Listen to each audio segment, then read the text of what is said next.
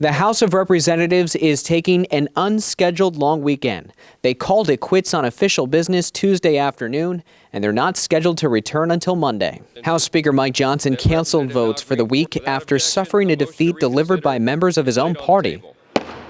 Johnson will now wait for the arrival of two new Republican representatives from Florida before restarting the House's legislative schedule. On Tuesday, 9 Republicans joined every Democrat to vote against a special rule that would have simultaneously defeated a measure to allow new parents in Congress to vote remotely and move forward bills that are critical to President Trump's agenda. Let me just make this clear. That rule being brought down means that we can't have any further action on the floor this week. That means we will not be voting on the SAVE Act for election integrity. We will not be voting on the rogue judges who are attacking President Trump's agenda.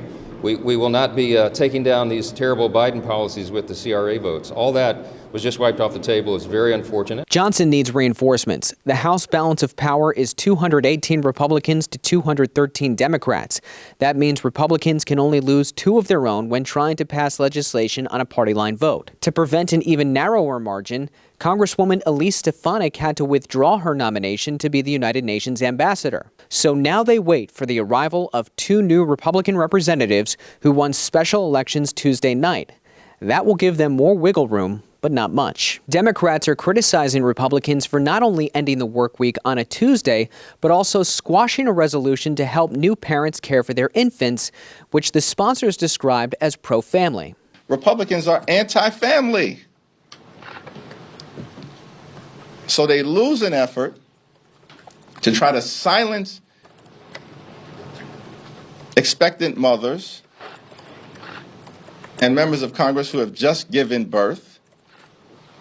They lose that rule, and then they scramble out of town. I mean, what does that say? This is a party that continues to claim they have a mandate. You don't have a mandate to do a thing. Johnson says he'll still bring forward the election and judicial reform bills, and the sponsors of the proxy voting bill say they want to have a vote on that too. But it will all have to wait until next week after everyone's gone home to cool off. I'm Ray Bogan for Straight Arrow News. For more reporting, download the SAN app.